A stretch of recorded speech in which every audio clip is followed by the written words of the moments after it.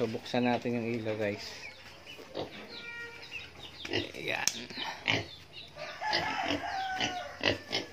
So ito anim na malapit. Muntik na rin yan mamatay nung nakaraan nung inaalagaan. So sabi ko lang kay Papa na kami. So yan, nung in-injectionan siya, hindi siya naglandi. Pero pinerwir sana ng technician para may... So yan guys, good morning. So nandito tayo ngayon sa Bicol guys. So kakarating lang namin ngayong umaga. So nag night trip kami.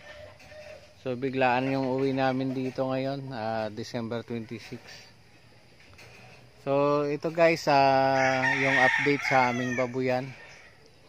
So pakita ko sa inyo mamaya kung ano na nangyari sa mga biik, saka yung nangyari doon sa inahing baboy. So parang malaking challenge yung nakita ko ngayon dito. So gagawa namin ng paraan kung paano gagawin yung mga corrective action. So ito guys, papakita ko sa inyo yung mga biik.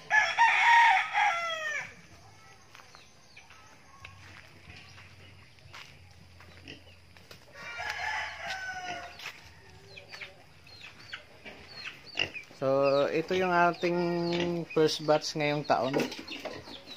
Yan, madilim, medyo madilim lang. So buksan natin yung ilaw guys. Ayan. So ito anim na piraso, bali nakakumuplat sila ngayon kasi malamig, hindi pa nakakaligo. So yan, nakatingin. So hi kayo sa camera. Yan. So, medyo busog na yung mga yan, gawa ng pinakain ko. So ito naman yung second batch, anim na piraso din yan. So guys, ito may dalawang bansot na biik. So yan, yung naipit ng inahin. So muntik na rin yan mamatay nung nakaraan nung inaalagaan. So sabi ko lang kay Papa na kung mabuhay, ibibigay ko sa kanya. Ayun, nabuhay naman.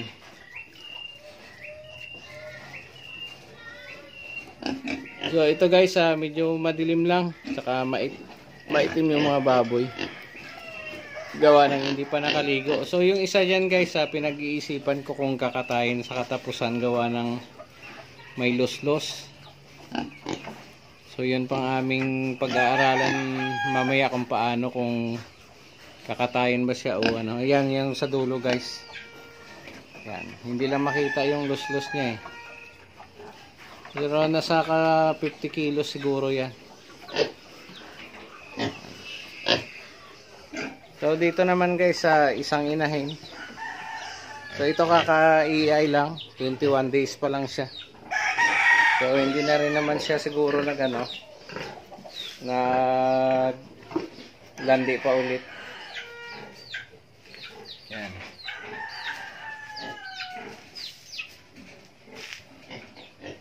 So ito guys, ang ginawa namin, pina-injectionan siya ng pampalandi. So bumili kami. So yan, nung in-injectionan siya, hindi siya naglandi. Pero pinerwir sana ng technician para mai-EI lang. Yan. Tapos after 4 days, kahit hindi siya naglandi, sinubukan namin i-EI. So mamaya i-update ko kung kailan siya na-EI at saka pang ilang 21 days na siya ngayon. So pero alam ko baka parang ngayong araw yata ang 21 days niya.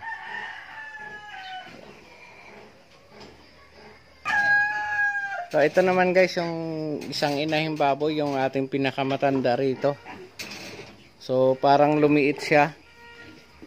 Parang nag-iba yung shape ng katawan niya. Pero ang ano niya guys, yung balahibo, duda ako rito, parang naglugon siya. Yan.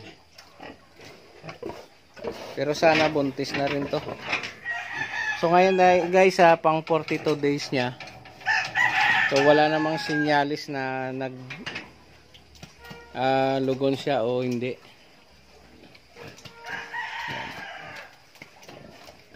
Matanda na to guys, nakalimang anak na rin to.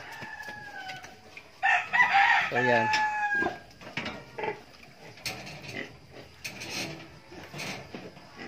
So ito naman guys yung ating isang inahin na may anak na 10. So namatay yung kanyang isang biik dahil may sugat. So ito naman yung mga biik niya. Siyam na lang to. So 23 days din to guys yung kanilang biik. So ang lahi nito ay ano, Durok. Yan. So dumididi.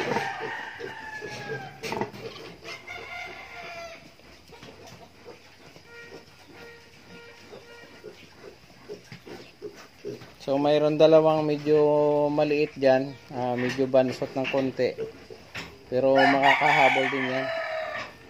So iwawalay natin to sa tamang oras. So itong inahin na to guys, dati maliit lang to, pangalawang anakan pa lang, pero umaabot na siya sa 250 kilos. Masyadong malaki talaga inahin na to. Sana sunod magandang lahi na yung ipaano sa kanya, ipa-AI. Ayan guys, oh, halos kasing haba na siya ng parawingkin. Ayan. Ayan.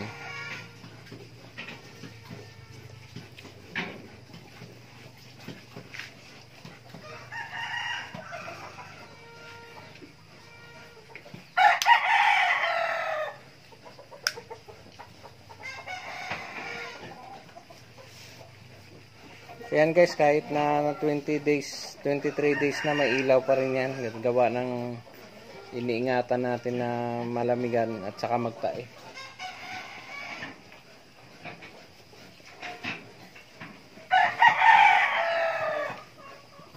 So dito naman sa kabila, ito naman yung ating binintang biik dati, sa hipag ko. Sa kanya naman to. Ayan. So 3 months pa lang siya. Masyadong maliit naman yung lahi nito guys. Medyo ano, may mga bansot din. Ayan.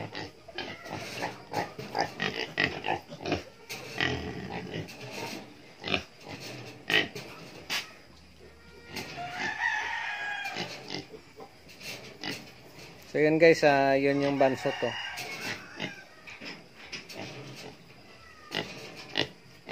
Sa tingin ko parang kulang sila sa pagkain.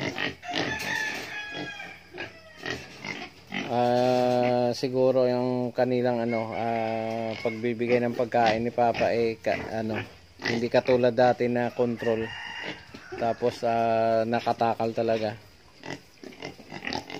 So ngayon mahihina ang ano, parang hindi siya sa tamang pagkain ang ibibigay. Yun ang suspect ko guys. Sana naman makita natin kung paano to ayusin. Hindi dapat ganitong katawan nila guys sa loob ng 3 months. Yan. Hindi ganito. Mga ano sila, malnourished. Saka kung mapapansin nyo guys, maputla yung kanilang muka. Yan. Maliit ang ulo tapos maputla ang muka. So ibig sabihin nito guys, kulang sila sa pagkain.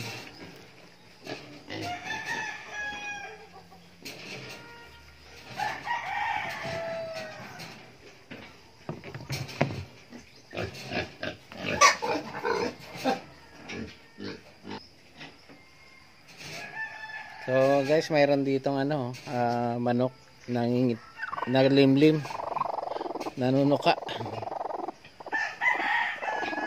Itlog ng pabo. Lalaki oh.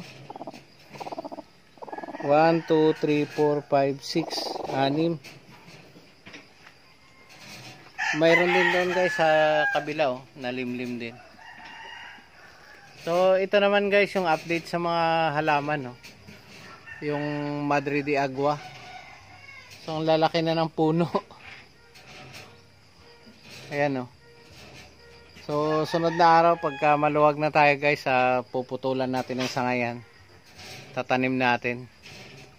Yan oh. lalaki na. So bawasan natin ng sangayan at itanim ulit. Tatabasin natin yan.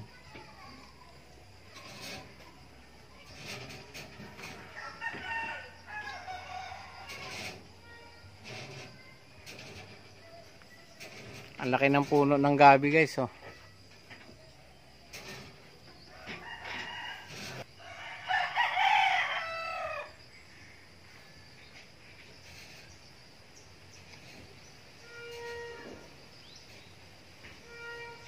So dito natin itanim yung Madre de Agua. Ayan, dito.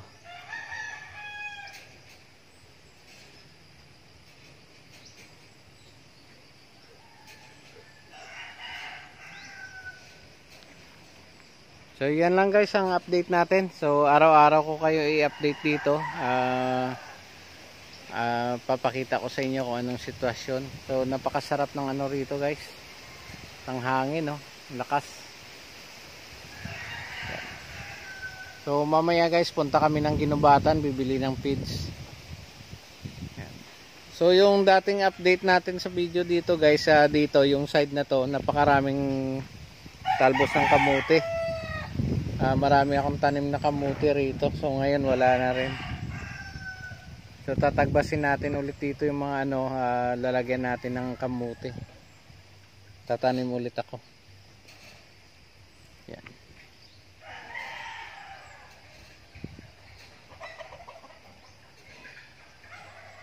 So guys, sa lahat ng nanood ng video na hindi pa nakapag-subscribe sa ating channel, Idol John Mix Video o dating Idol John Mix Video, ngayon Idol John Official na. So paki-like, share and subscribe na lang sa ating channel guys. Yung ating content ngayon dito, lagi ko na lang ipakita sa inyo yung tungkol sa pag-aalaga ng baboy. So update natin guys. So yun lang. Mamayang hapon update ko kayo kung paano alagaan yung mga biik at makarecover sila. So maraming salamat guys.